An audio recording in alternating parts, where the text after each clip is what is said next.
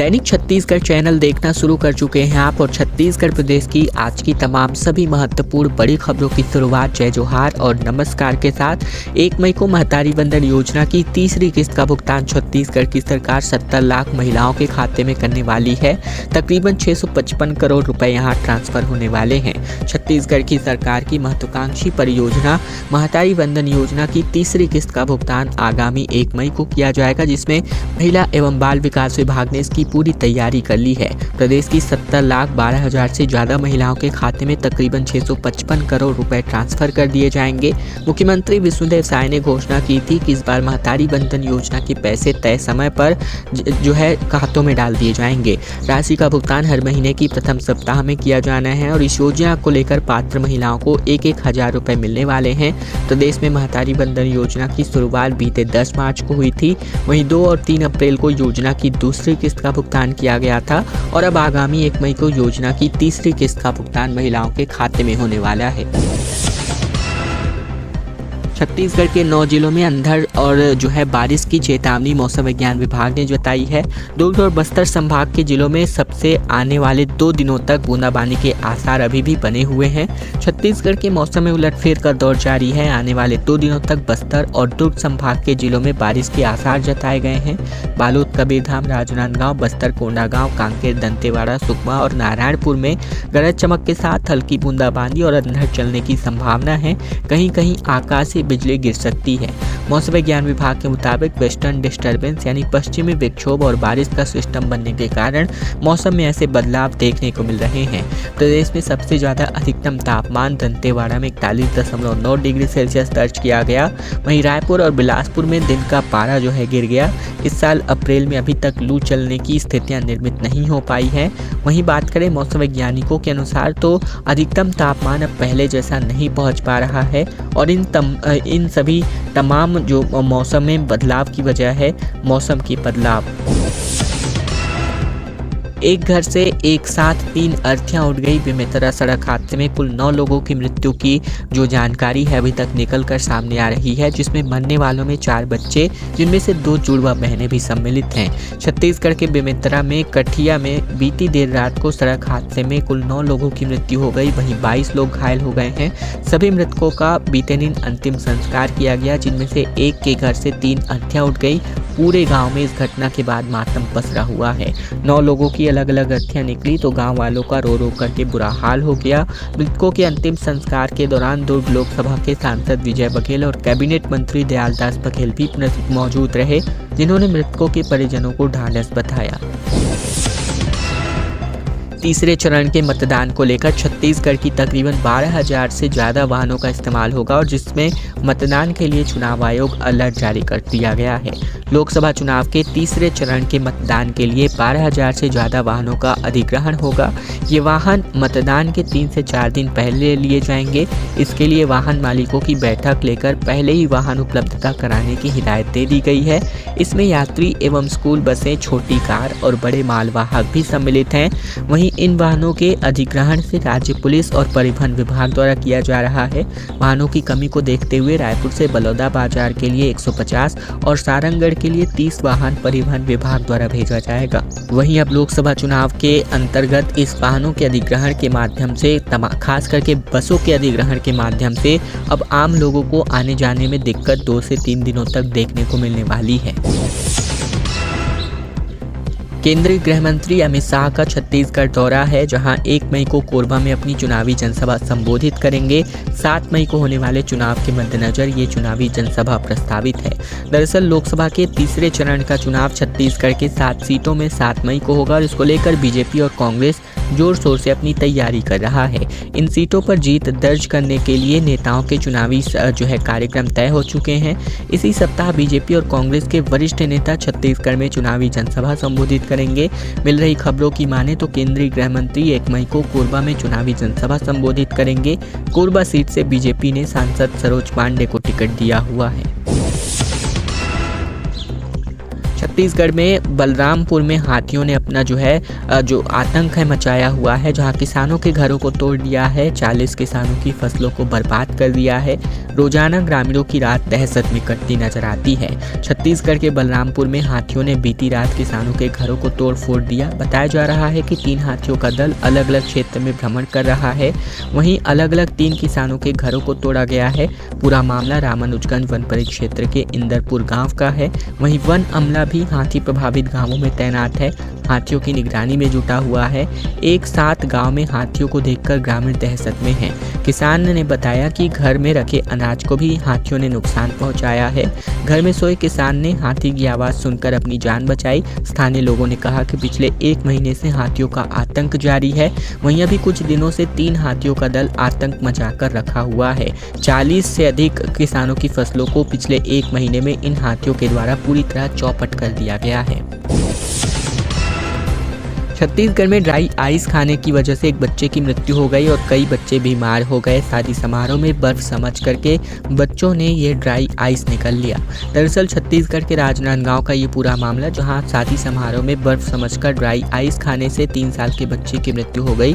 बताया जाता है कि खुले में फेंकने की वजह से कई बच्चों ने इसे निगल लिया, जिससे उसकी भी तबीयत बिगड़ गई। जानकारी के मुताबिक रविवार देर रात टोल गाँव में संतोष साहू के परिवार में शादी समारोह आयोजित था और पड़ोस में रहने वाली महिला भी अपने 3 साल के बेटे खुशान साहू को लेकर के पहुंची थी। वह बेटे को छोड़कर दूसरे काम में व्यस्त हो गई और इसी दौरान खुशान से स्टेज के पास ही खेल रहा था, जिसने स्टेज के पास फेंके हुए ड्राई आइस को बर्फ समझ करके निगल लिया।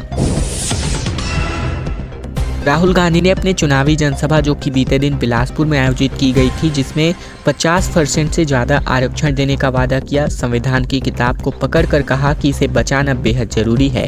तीसरे चरण के मतदान को लेकर बीते दिन राहुल गांधी बिलासपुर में प्रचार प्रसार करने पहुंचे और तकरीबन 25 मिनट का भाषण पूरी तरह संविधान और आरक्षण केंद्रित नजर आया। लाल रंग की द कॉन्स्टिट्यूशन ऑफ इंडिया की किताब पकड़े वह नजर आए और इसी किताब को बचाने पर इन्होंने जोर दिया।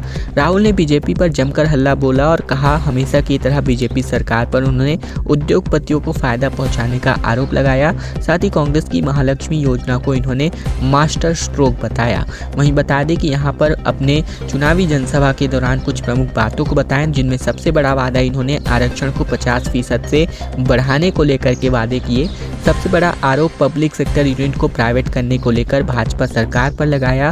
भाजपा के लोग आदिवासियों को वनवासी कहते हैं। आदिवासी का मतलब देश और धरती के सबसे पहले मालिक हैं। वनवासी कहकर ये कहना चाहते हैं कि आपके जल, जंगल और जमीन सब छिन जाए। ये बातें इन्होंने अपने मन से कही। वहीं चैलेंज दिया कि मैं चैलेंज करता हूं कि बीजेपी के नेताओं को कि वे कह दें कि पब्लिक सेक्टर को प्राइवेट नहीं करेंगे, वे कह दें कि किसानों का कर्जा माफ करेंगे, ये नहीं कर सकते। वहीं इन्होंने उम्मीद जताई कि बीजेपी ने 22 लोगों को 16 लाख करोड़ रुपए दिया। बीजेपी के लोगों ने 20 से 25 लोगों को करोड़पति बनाया और हम करोड़ों लोगों को लखपति बनाने जा रहे हैं। ये मन से इन्होंने अपनी चुनावी जनसभा के दौरान उद्घोषण में कहा। मल्लिकार्जुन खड़गे आज जांजगीर चांपा के दौरे पर हैं। कांग्रेस प्रत्याशी के पक्ष में वोट मांगने की अपील करेंगे। 20 साल से बीजेपी के कब्जे में ये सीट अभी तक है। कांग्रेस के राष्ट्रीय अध्यक्ष मल्लिकार्जुन खड़गे बीते दिन आज के दिन छत्तीसगढ़ के दौरे पर रहेंगे, जहां जांजगीर चांपा लोकसभा के भालेराव मैदान में आम सभा को आज संबोधित करेंगे। कांग्रेस प्रत्याशी शिव कुमार डहरिया के पक्ष में वोट करने की अपील करेंगे। और इसी के साथ ही प्रदेश में 7 मई को तीसरे चरण के लिए चुनाव होने हैं, इसीलिए उन लोकसभा क्षेत्रों में प्रचार प्रसार करने के लिए केंद्रीय नेताओं का दौरा लगातार छत्तीसगढ़ हो रहा है। मल्लिकार्जुन खड़गे दोपहर 12 बजे आ सकते हैं और उनके साथ छत्तीसगढ़ प्रभारी सचिन पायलट, पीसीसी चीफ दीपक बैज, पूर्व मुख्यमंत्री भूपेश बघेल, पूर्व गृह मंत्री ताम्रध्वज साहू सहित वरिष्ठ कांग्रेसी नेता मौजूद रहेंगे। भीड़ कम होने पर बीजेपी विधायक भैयालाल राजवाड़े जनता पर ही भड़क उठे और कहा जनता से कि कभी और बताऊंगा अपनी तकलीफ। दरअसल छत्तीसगढ़ के कोरिया जिले के पटना में मुख्यमंत्री विष्णुदेव साय की सभा में भीड़ कम होने को लेकर बीजेपी विधायक भैयालाल राजवाड़े जनता पर ही भड़क उठे, जहां उन्होंने मन से कहा कि ये मुख्यमंत्री की सभा नहीं बल्कि बेइज्जती करने वाली सभा है। मुझे तकलीफ बहुत है, लेकिन अपनी तकलीफ कभी और बताऊंगा। बताया जा रहा है कि कोरबा से बीजेपी प्रत्याशी सरोज पांडे के पक्ष में सीएम साय प्रचार प्रसार करने पहुंचे थे। पटना मिनी स्टेडियम में चुनावी जनसभा थी, जहां भीड़ जुटाने का लक्ष्य जो है भैयालाल राजवाड़े की जिम्मेदारी पर दिया गया था।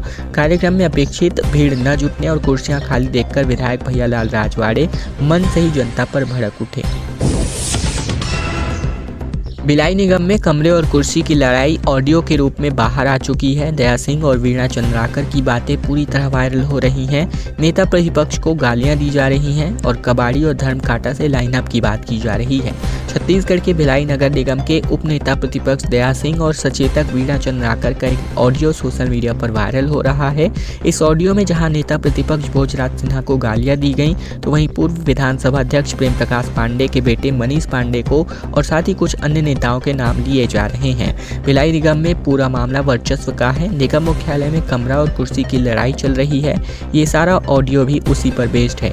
इसमें जिले के कबाड़ियों, उद्योगपतियों, धर्म काटा वालों को लाइन अप करने की बात की जा रही है। हालांकि जो है अभी तक इस ऑडियो की आधिकारिक पुष्टि नहीं हो पाई है। छत्तीसगढ़ के आलोक शुक्ला को ग्रीन नोबेल अवार्ड से सम्मानित किया जाएगा। हसदेव अरण्य को बचाने के लिए गोल्डमैन एनवायरमेंटल का पुरस्कार इन्हें दिया जाएगा और दुनिया भर से 7 लोगों का ही चयन हो पाया है। छत्तीसगढ़ के पर्यावरणविद आलोक शुक्ला को गोल्डमैन एनवायरमेंटल का पुरस्कार 2024 से नवाजा जाएगा। इसे ग्रीन नोबेल पुरस्कार भी कहा जाता है। इस साल ये अवार्ड भारत के आलोक शुक्ला सहित दुनिया भर के कुल 7 लोगों को प्रदान किया जा रहा है। आलोक हसदेव अरण्य बचाव संघर्ष समिति के संयोजक भी हैं। आलोक शुक्ला को ये पुरस्कार अमेरिका के सैन फ्रांसिस्को में आज के दिन आयोजित एक कार्यक्रम में दिया जाएगा, जहां आलोक शुक्ला को ये सम्मान मिलने पर हसदेव के आदिवासियों और जंगल बचाने में जुटे कार्यकर्ताओं ने अपनी खुशी जताई है। कई लोग बेल में तो कई लोग जेल में हैं। जांजगीर चांपा में मुख्यमंत्री विष्णुदेव साय ने कहा कि सभी कांग्रेसी घोटालों में सबसे आगे है। दरअसल जांजगीर चांपा लोकसभा सीट के ग्राम पहरिया में मुख्यमंत्री विष्णुदेव साय ने आम सभा को संबोधित किया। सीएम साय ने कांग्रेस नेताओं पर तंज कसते हुए कहा कि कितने लोग बेल में हैं और कितने लोग जेल में हैं। जितने भी लोग भ्रष्टाचार से जुड़े हैं सब पर कार्यवाही होगी, किसी को नहीं छोड़ा जाएगा। सीएम विष्णुदेव साय ने कांग्रेस पार्टी पर भोली भाली जनता को ठगने का आरोप लगाया, जहाँ उन्होंने छत्तीसगढ़ में पिछले 5 साल तक कांग्रेस पार्टी की सरकार की थी और 36 वादे किए थे, लेकिन एक वादा भी पूरा नहीं कर सकी। कांग्रेस विकास की दृष्टि से छत्तीसगढ़ को कई सालों पीछे ले गई है और कांग्रेस घोटालों में सबसे आगे है। ये तमाम बातें इन्होंने मन से अपने उद्घोषण में कही। कवासी लखमा ने कहा कि 1000 में तो गुड़ाखू और चेपटी भी नहीं आएगा। महतारी वंदन योजना पर पूर्व मंत्री कवासी लखमा ने एक विवादित बयान एक बार फिर जारी कर दिया है। देश में इन दिनों चुनावी माहौल है और बात करें छत्तीसगढ़ की तो यहाँ दो चरणों पर मतदान संपन्न हो गए हैं। अंतिम चरण का मतदान 7 मई को होना है। चुनाव के बीच भी राजनीतिक पार्टी के दिग्गज एक दूसरे पर अपना निशाना साधने से चूक नहीं रहे हैं। इसी बीच पूर्व मंत्री कवासी लखमा का एक बड़ा बयान सामने आ रहा है, जहाँ इन्होंने पूर्व मंत्री कवासी लखमा ने पीएम मोदी और बीजेपी पर निशाना साधते हुए कहा कि हिंदुस्तान में अगर कोई झूठ बोलता है तो वो दाढ़ी वाला है। कांग्रेस महात्मा गांधी के रास्ते पर चलती है और भाजपा नाथूराम गोडसे के रास्ते पर चलती है। लखमा ने आगे कहा कि देवेंद्र यादव जी तो मोदी मिल तो चंगू मंगू दाढ़ी का टाए टाए होगा। ये सभी बातें इन्होंने अपने मन से जो है जनता के समक्ष कही। सीएम साय ने कहा कि जीतेगी भाजपा जो है सभी सीटें जीतेगी और महादेव सट्टा ऐप मामले में कहा कि भूपेश बघेल की भी गिरफ्तारी हो सकती है। दरअसल कोरबा में मुख्यमंत्री विष्णुदेव साय ने पूरे विश्वास के साथ इस बात को कहा कि छत्तीसगढ़ में लोकसभा की सभी सीटों पर अनुकूल स्थिति है और भाजपा अपनी विजय जीत दर्ज करेगी। कोरबा जिले के करतला में आयोजित कार्यक्रम को श्रम उद्योग मंत्री लखनलाल देवांगन और भाजपा प्रत्याशी डॉक्टर सरोज पांडे ने भी संबोधित किया। कोरबा लोकसभा क्षेत्र अंतर्गत भाजपा का चुनाव प्रचार प्रसार जारी है। विभिन्न क्षेत्रों में नेताओं के कार्यक्रम हो रहे हैं और इसके माध्यम से जनता तक अपनी बात जो है चुनावी दलों के द्वारा पहुंचाई जा रही है। जिला मुख्यालय कोरबा से 35 किलोमीटर दूर करतला में भाजपा ने आम सभा का आयोजन किया, जिसमें प्रदेश भाजपा अध्यक्ष किरण देव के विशेष रूप में उपस्थित रहे। वहीं सभा की शुरुआत में मंत्री लखनलाल देवांगन और भाजपा प्रत्याशी डॉक्टर सरोज पांडे ने अपनी बातें रखी।